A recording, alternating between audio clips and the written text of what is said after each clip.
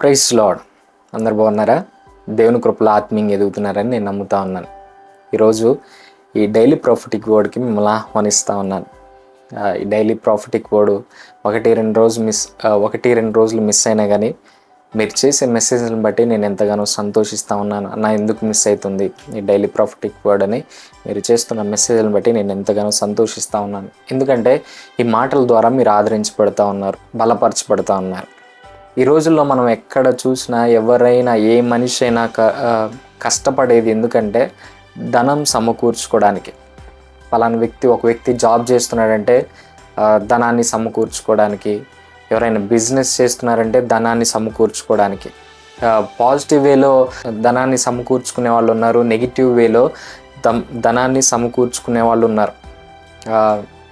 ప్యారిస్లో ఒక వింతైన దొంగతనం జరిగిందంట.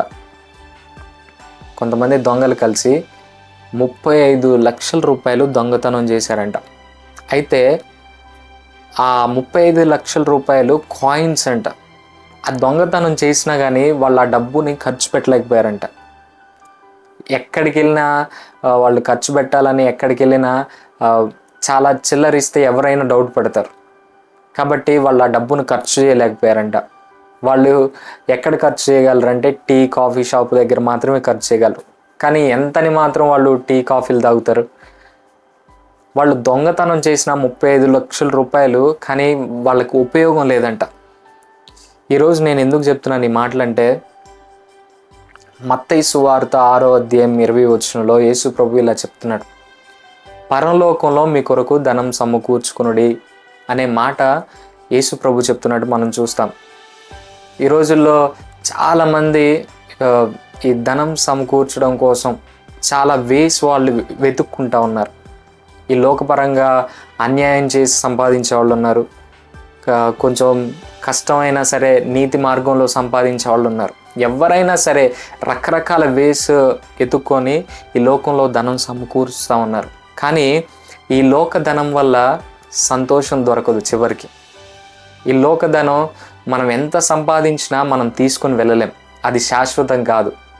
అందుకే యేసు ప్రభు ఏం చెప్తున్నాడంటే, ఈ లోకధనం కోసం మీరు కష్టపడొద్దు, దాని కొరకు మీరు ప్రయాసపడొద్దు.